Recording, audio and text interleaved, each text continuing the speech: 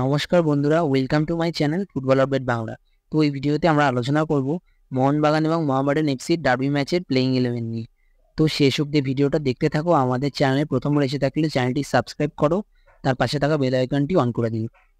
তো যে আপডেটটা দিয়ে শুরু করতে চলেছি সেটা হলো দুই টিমের প্লেইং 11 নিয়ে। তো মোহনবাগান যথাসম্ভব 4-2-3-1 ফরমেশনে দল নামাতে পারে।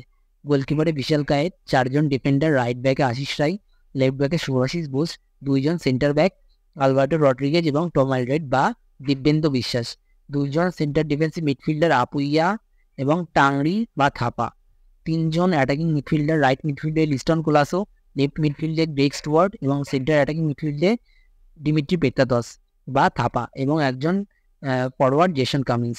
এবার বিষয় হলো, মরিলা যদি 2জন বিদেশি সেন্টার ব্যাক নিয়ে শুরু করায় তবে গ্রেগ স্টুয়ার্ট বা ডিমিট্রির মধ্যে কাউকে বসতে হতে পারে।